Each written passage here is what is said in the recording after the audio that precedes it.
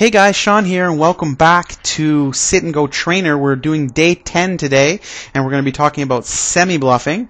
And before we do that, let's do a quick recap of what I talked about yesterday, which is the importance of not calling, the importance of raising and continuation betting and taking control of the hands pre-flop, and I hope you guys saw the importance of it. If you've played any sit and goes in the meantime, try that that I talked about there. Eliminate that call button. Don't use your call button. If you want to play a hand, come in for a raise, and if someone's already raised in front of you, re-raise them, and you're going to see some drastic improvements in your results. So today, like I mentioned, we're talking about semi-bluffing, and before we get to that, I guess a lot of you guys have heard about the term bluffing. We see it on TV, and they like to show that here. I'm going to give you guys some words of advice. If you're playing low-end sit and goes, anything I would say $50 and below, you really do not want to be bluffing very often. What happens is these guys see it on TV. They say, "Oh, this guy ran a really big bluff. He's all excited.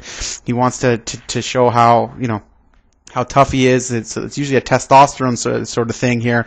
But bluffing does not work at the low limits because guys don't know what you're doing. If you're trying to represent, let's say, a made flush on the river or represent a straight possibility out there, if they don't know what you're doing, they're not going to fold, and they will call you down with like the smallest pair on the board. So try to eliminate bluffing from your game altogether, and especially unless you can find an opponent that you know is very good and can understand why he would need to fold in a certain situation. If your opponents can't fold, you definitely do not want to be bluffing, that's for sure. And let me tell you, I found that out the hard way, where many a time I'd make a move and I go, I can't believe this guy would call, but he's not thinking at the same level that I'm trying to. I thought I made this miracle play, and he's just not thinking at that, and he'll call me down with a pair of twos with, you know, 5 cards over on the board or something like that. So that's bluffing. But what I want to talk about is actual semi-bluffing, which is bluffing but with a chance at a draw. So if you're on let's say a flush draw, like we talked about in some of the earlier ones, where you know you have 9 outs,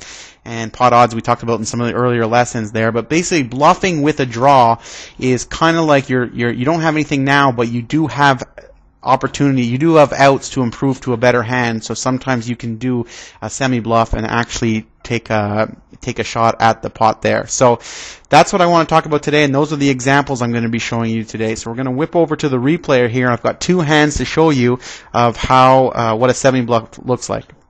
So our player here in the big blind is already in with 1 limper in front. The flop comes down 8, 10, jack. Our player here has a 9 in his hand, so really that's an 8, 9, 10 jack, which is an up and down straight draw. He doesn't really have anything right now except for an ace high, but he's going to take a shot at it. This is what's considered a semi-bluff, because he's taking a shot at it with just the up and down straight draw.